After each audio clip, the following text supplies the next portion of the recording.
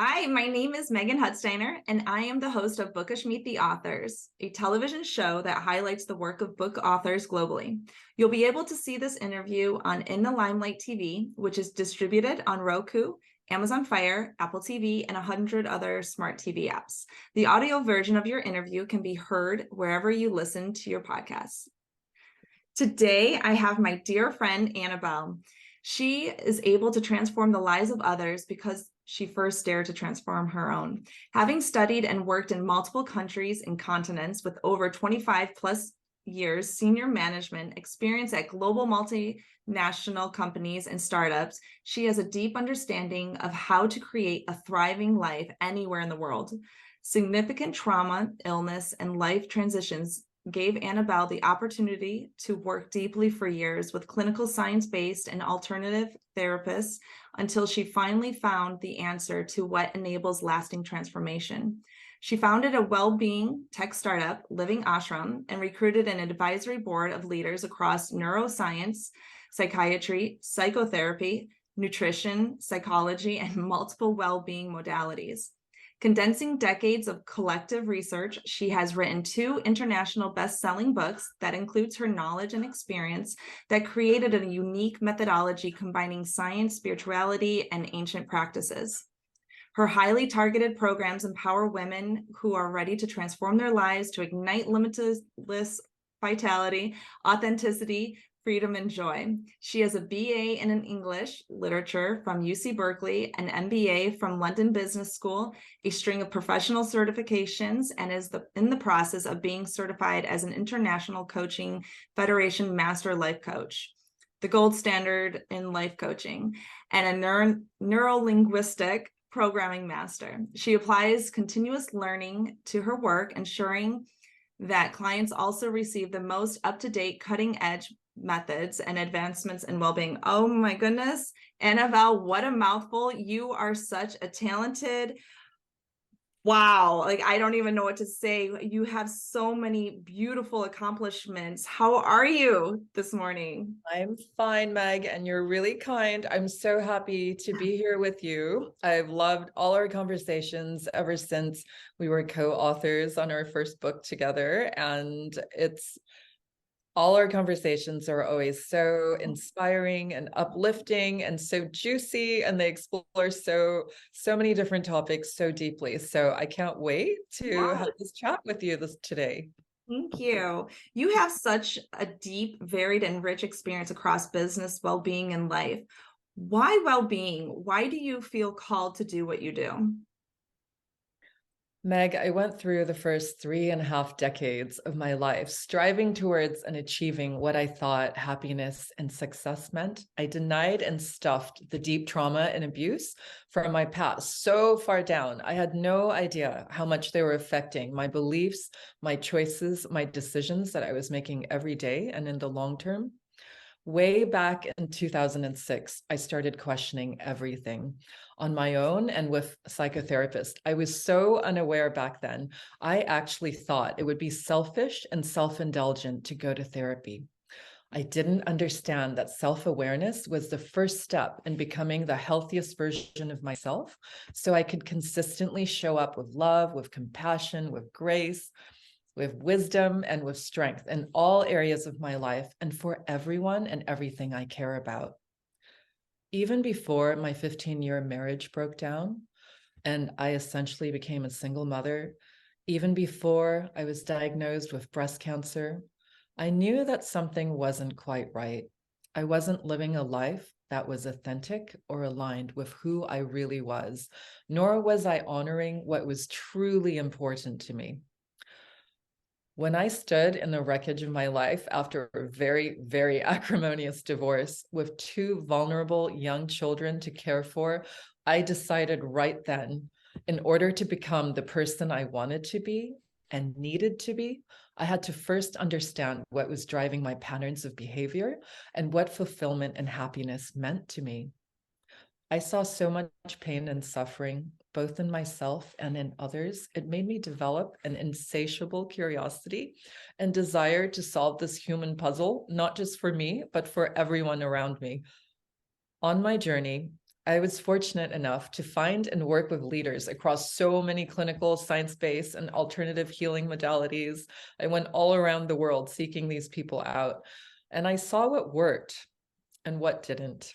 I saw that existing systems were not adequately serving the need for healing and transformation in a way that was sustainable or empowering. And I knew that I had to create a better way. I was fortunate enough to attract incredible neuroscientists, clinical psychologists, psychotherapists, functional nutritionists, physiology experts, and healers across multiple healing modalities to my advisory board for Living Ashram, my wellbeing tech startup. All of these wonderful humans' help and advice enabled me to create our methodology, our diagnostic self-assessment, which helps identify possible root causes behind our blocks in well-being, our well-being app, and our signature transformation programs. I know that was a mouthful, so feel free to ask me more about anything. You are just absolutely amazing. And I love that. Like, you have that heart to seek out truth. And it doesn't matter. Like, a lot of people, we're on our journeys. We're all in different areas, levels. And it's not that one person knows more than another. It's just that's their journey. And they're bringing it, if you can just bring it authentically, genuinely to the table, is like you can continue to grow. However, you have this root level up system. It's a whole human approach to well-being. Could you tell me more about how it works and how you use it for the positive transformation? Sure. I couldn't agree more with you. I completely agree that we are all on our own journeys, individual levels. And the joy about this is that we can start wherever we are.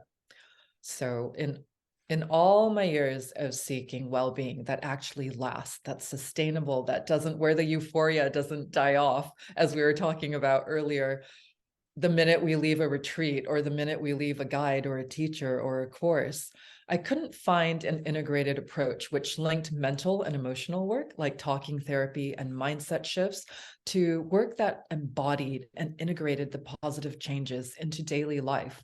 It became very, very clear that real and sustainable transformation can only come from a fully integrated approach that addresses all core pillars of well-being. For me, that's mental, emotional, physical, and spiritual health.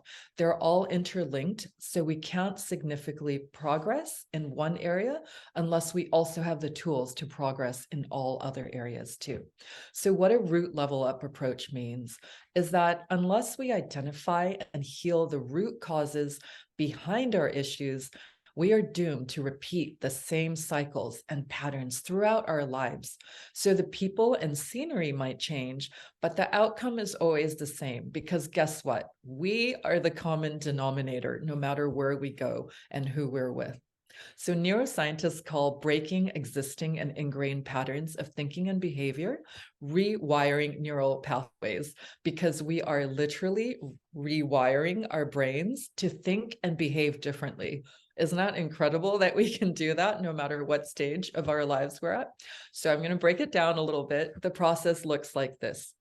Step one is basically identifying the root cause behind the beliefs which drive our undesired behaviors or situations. Step two is heal the root cause wounding behind that. Step three is rewrite a new positive belief and desired behavior. And this part's really important. Anchor it in ourselves, mentally, emotionally, and physically in our bodies. Step four is, guess what? Practice, practice, practice, integrating it into our lives.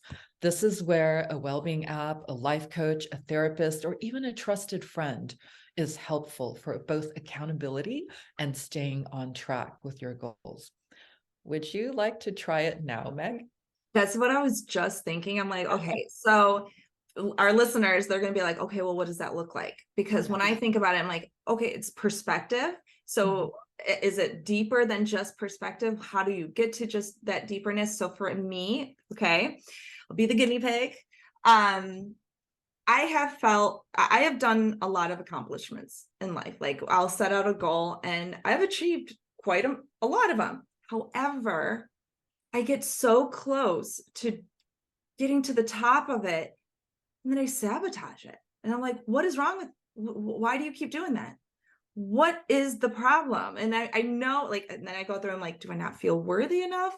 I mean, I'm like, maybe that's part of it. Like, and then I get scared. I'm like, well, what is that going to look like if I get up there? It's going to be lonely. And I'm like, no, I don't want to be there. I'd rather be down with, and I don't want to say down, but like, because you worked so hard to get there, you did do a lot of work. So it is going downward with the people that aren't doing that same work.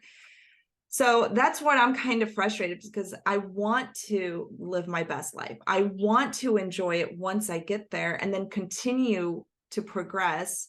But then how do I fix that? Because I keep sabotaging it and it gets so frustrating. I don't know what to do. Like, where do you go? What's that? First of all, I invite you to think about it instead of fixing it, to think about healing that part of you that needs that comfort and that healing. So you're not broken. You are perfectly whole and beautiful exactly as you are. Everyone is. And the world needs your light. So I'm happy to do this work with you. And I'm happy to take you through the process if you're ready now. Yeah, let's. We can't, just to clarify, we can't go directly to the root cause today, because there's a process where you'd complete a very comprehensive self-assessment. We'd work through all the necessary steps to safely guide you through your core transformation. But what we can do is an exercise to identify one area where you are blocked in this situation that you're talking about, and rewire that and give you greater insights that you can apply to your life starting from this moment on. How does that sound? Love it. Let's do it. Okay. I'm all in. So let's take, if you just sit with, if uncrossed any legs, uncrossed any parts of your body that might be crossed and closed, and have your feet planted firmly on the ground. Let's first take a few centering breaths. We've been talking for a little bit. In and out through your nose into your diaphragm. So deep belly breaths.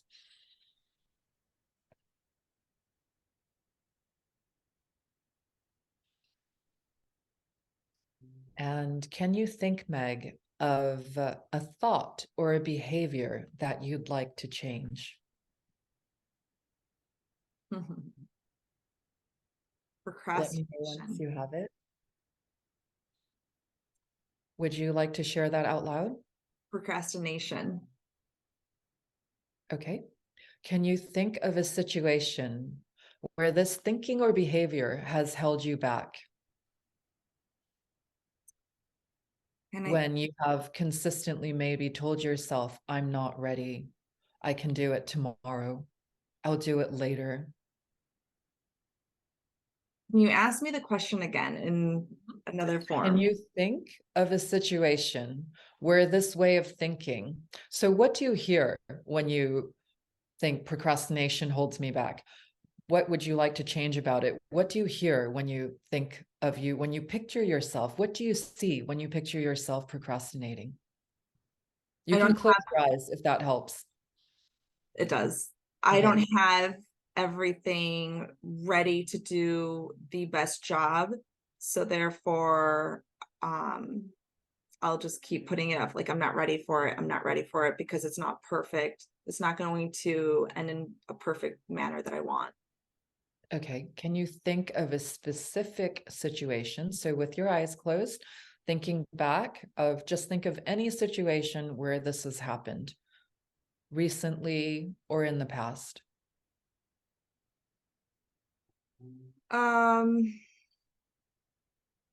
What do you see? I'll use a light one. Say going to the gym, like I don't have all my clothes together, or like I know I have another pair of pants that I can grab, or I have all the things, but I'll be like, well, it's not the ones that I want. I'm not going to feel the best when I go there. So how do you feel as you're procrastinating? Anxious, irritated. Okay. Yeah. Breathe in deeply. And with your exhale, just release any tension or discomfort you might be feeling related to the situation. Annabelle, I'm so sorry. Can you hear the the blowers, the I can, but you know what? We're in California. There are blowers everywhere. Let's just, if we come back into yourself, come back into your memory. This is life. It's fine. Things come in. Things happen. We can work through this. That's what I would Come, procrastinate. I'd be like, that's not perfect, therefore I need to wait. So this is nice. Okay. there is no perfect. Perfect is the moment that we're in, and we work with what we have. So come back to your beautiful self. Take a deep breath. Close your eyes. Go back into the situation where you felt, I'm not ready for this. I don't want to do this. Can you take a step back? Imagine you're not Meg anymore. You're just an impartial, objective observer of what's happening. So wherever you are, maybe you're in your house, in your room, putting off packing that gym bag. What do you see? What do you hear? What are you feeling? And how do you feel about the Meg that you're seeing and hearing? Frustrated. And what I see is all the work that is going to have to be put in to achieve the actual goal that I want. And then I think of how much dedication that I'm going to be putting into it, as opposed to just the momentarily, like how it's going to make me feel that hour after. Like I start looking at the future, Mhm. and it gets overwhelming. Okay. What about the future feels overwhelming to you? The amount of dedication, the structure, the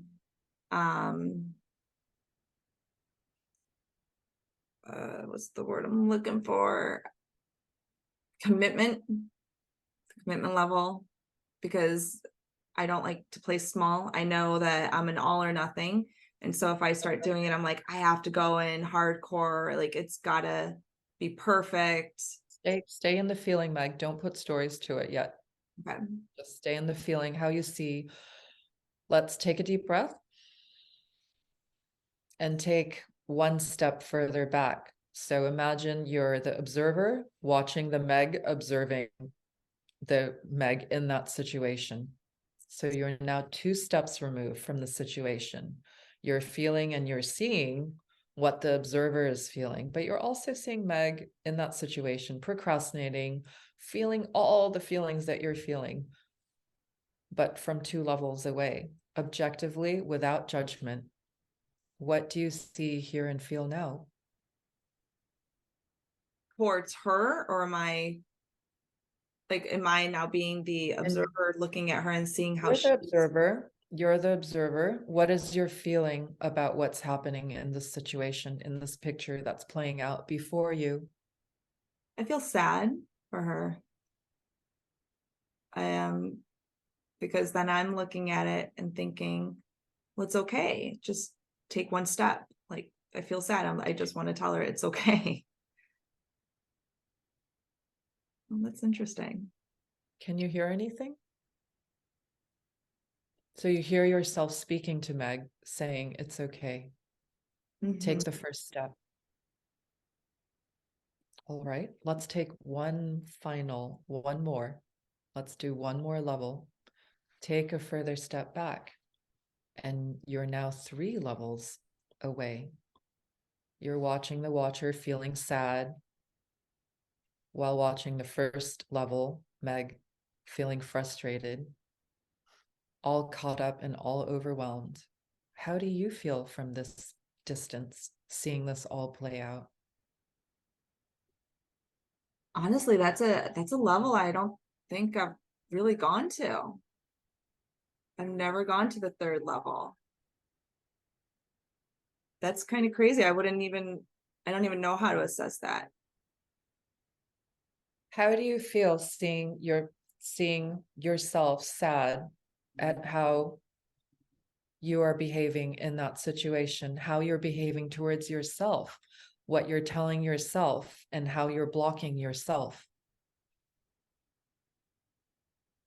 How do the observer again, like You are the observer. You are actually now 4 levels away.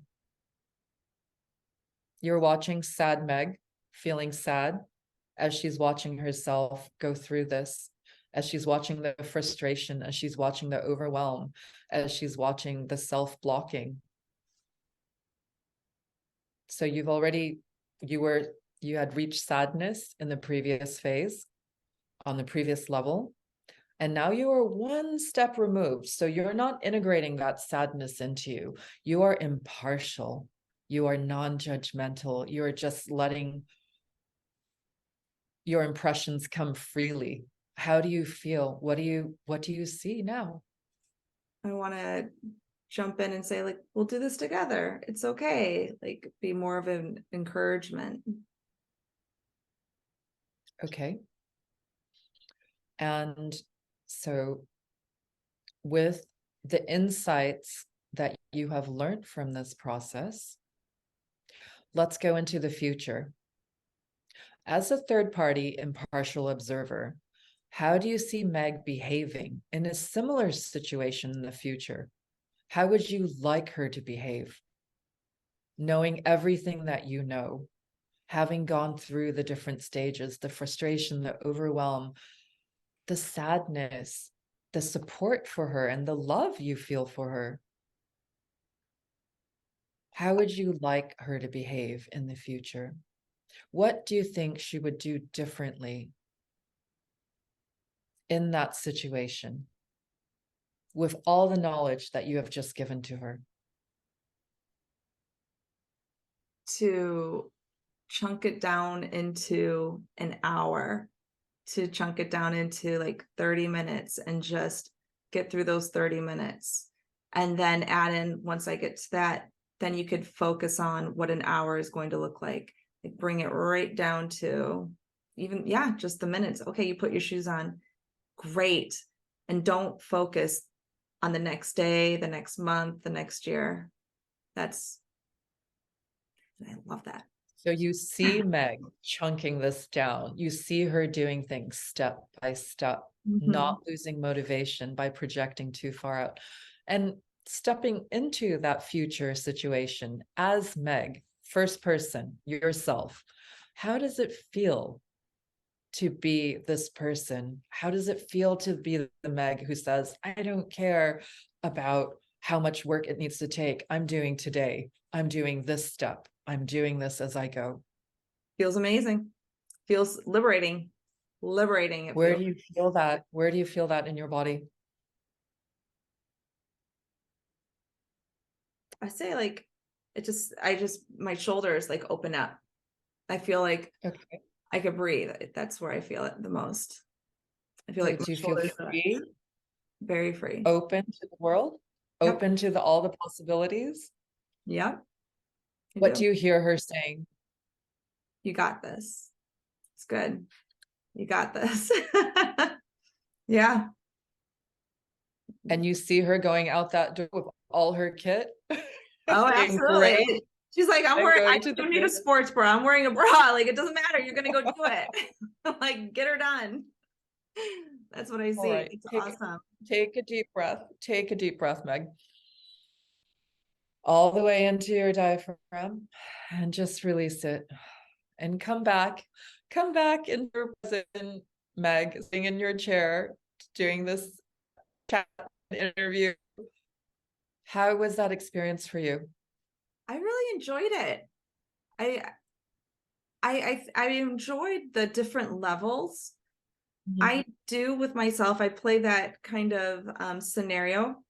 It's truly how I get through anything. Like, I'll chunk it down as like, I can only live for the moment. Like, I am so overwhelmed. Just stop. Like, I have to, like, it's like, just shut everything out. And that's how I have gotten through literally my life, is chunking it down. But looking at it from like those different levels, I've never done, which is really fascinating. And it might help me pinpoint as I continue to do it, because it's hard. It's really hard. Be like, okay, what would the second level be? What would it truly look like? And then the third, I'm going to enjoy working on that. Thank you. It's entirely possible to do it on your own as well. It helps to have someone do it the first few rounds, especially if it's a really emotional trigger, especially if it's a really highly charged situation. It's really challenging. It can be, but we can do it. We can do it. It's a work in progress. So this is the wonderful thing about these tools. Everyone can do them on their own. So you're not hooked into a person or a professional for the rest of your life. These are all tools that are designed to be incredibly self-empowering. So I'm so happy you got something out of that. I'm so happy that I think the beauty of that is you came up with your own solution that works best for you, because we all have solutions that works best for ourselves. So you came up with we are all our own best guides, and you just demonstrated that beautifully. So And that was so well said. I love that, because nobody wants to be told what to do. Nobody wants to be told, like, you must go do that. That's when the block actually comes up even more so.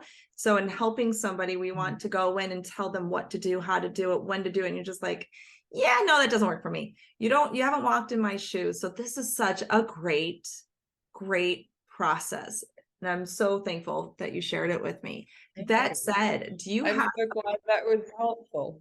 it I was. just wanted to share a little bit more, just to give a little more flavor and depth to that. When I work with my clients, we go deep. So that wasn't root cause, but that was immediate action that you can take, immediate insights and wisdom that you can apply immediately to your life, that you can apply to any situation, quite frankly. But when I work with my clients, we go really deep, going back to the root, going back to the origin of the beliefs that are blocking them. So for the I'm not ready belief, for example, we would look into and dig deep into, when was the first time you felt that way? What is the root cause behind this belief? Then we go in, we use different clinically proven modalities, we heal the wounds and pains behind the belief, we make peace with them, we release them, we create new positive beliefs to replace the old ones, and we anchor them into their bodies to create new positive patterns of thinking and behavior. So we also identify, and this is a whole separate conversation, Meg, we also identify if there are any secondary benefits to having that belief. For example, what does believing I'm not ready, I can't do this, enable you to do? You don't need to answer that right now. That's for further reflection, a little bit of homework for you if you choose to take that. But this is really what core transformation work is, and it is incredibly powerful. Without going to the root cause of an issue, we are doomed to repeat the same cycles and patterns of behavior in our lives.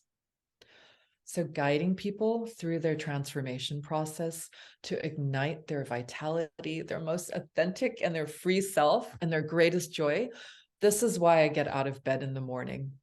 There's nothing else I'd rather do in my life. So this is why, this is why well-being, this is why root level up, this is why whole human approach, this is why I've created everything that I've created and will continue to do so for the rest of my life, I hope. I love it. So you have such a passion. Do you gear towards a certain type of people that you like to work with? Do you work a lot with children? Do you work with a lot of, what kind of people do you work with? What's your passion? I really do. I really do. The people I feel most called to serve are women 45 to 60 years old. I happen to follow that demographic, but it's women who have really lived life and who are super givers, who contribute so much to their families, to their work, to their communities, to the lives of everyone around them. They're highly intelligent, they're curious, they're engaged with people around them and the world. They're the first to volunteer to help and the last to ask for help. These women are either going through or have gone through significant transitions and are looking to really step into their most empowered, authentic, and joyful selves that are free to pursue all their passion and purpose. So whether it's divorce, whether it's breast cancer, whether it's a significant career and life change, when they're about to retire, or become empty nesters. These are all times in our lives that cause us to really question our identity. They can be hard and extremely challenging times, but they don't have to be. They can also be times where incredible growth and freedom are possible. So why these women? I have limitless respect for them. I saw my own mother limitlessly give with unconditional love all my life. Yet I also saw her holding herself back from being empowered and free because she didn't have the awareness, she didn't have the tools, and she didn't have the right guide. As much as I love men and all beings, I feel deeply called to serve women for so many different reasons. First of all, there are huge inequalities, which we all know, that I would like to help balance. Women are 2 times more likely to be diagnosed with anxiety, chronic stress, and depression than men. Women are also paid 20 to 40% less than men for the same jobs. And only 26% of all top executive level positions are held by women. When we uplift women, we uplift countless future generations. Do you know that women invest 90% of their income back into their families and communities compared to 35% for men? No, did not know that. So for all of these reasons, I am here to empower women to be free to pursue their purpose, their passions, so that they can ignite and shine their lights so brightly in this world. This is really what drives me. So that was a long answer to your No, question it's a on who am wonderful I here to serve. So do you, just curious, is there a common denominator amongst the 45 to 60-year-olds where they're getting stuck? Everyone is on their own individual journeys, so there's different nuances, but where I see commonalities, where I see women really getting stuck, they're really getting stuck in deep family and societal programming on what roles they should be playing. So as women, we're often juggling, as you know, Meg, as a mom yourself, we're often juggling at least 2 or 3 even full-time jobs as mothers, as working professionals, as wives and partners, as carers of elderly and aging parents, and active contributors to schools, to charities, to professional organizations that we belong to, and our communities. So this is clearly unsustainable. We are getting sick, and in many cases, we're dying. As I saw when I had breast cancer, and as I see with my clients, we're the lucky ones. We turned things around before it was too late. For example, I'll give you a case study of one of my clients. Before she started working with me, she was taking care of 3 generations of her family, despite having a full-time, high-powered, very demanding job, and despite being in recovery herself from a critical illness.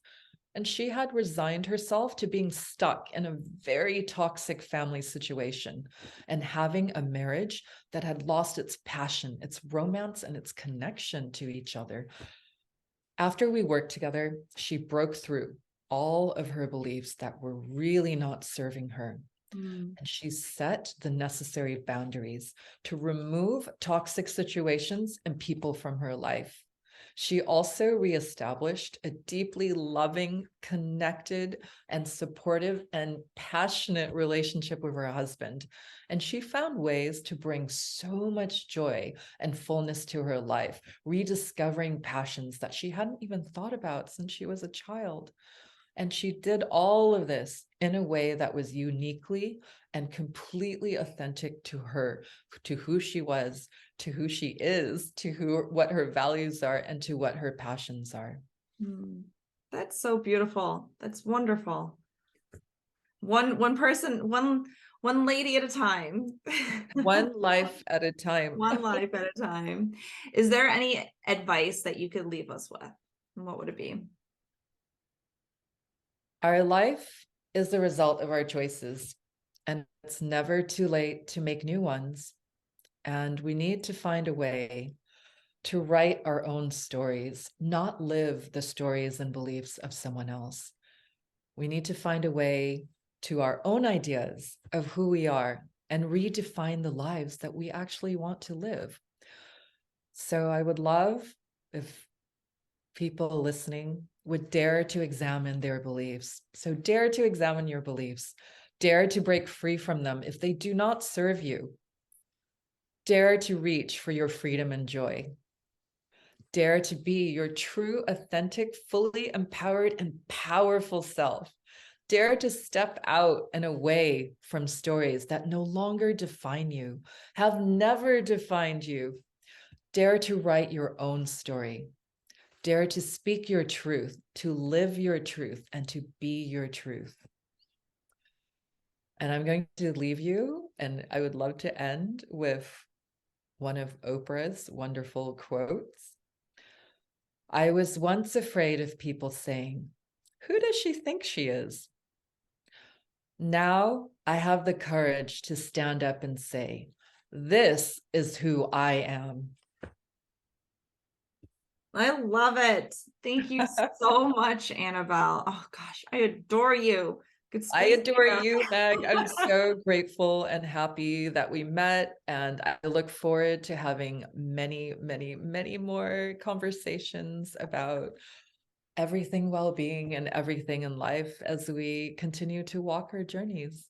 Absolutely. So Annabel, for the listeners, where can they find you if they want to learn more? What is it that you do? Just get to reach out to you. Where can they go? Because I'm going to add it in the link below. Sure. Thank you for asking. I would love to hear from them and connect with them personally and as a group and other ways as well. They can find me on my website. They can find us on Facebook. All the links will be there. We've just actually created a private Facebook group where we'll have all sorts of free resources.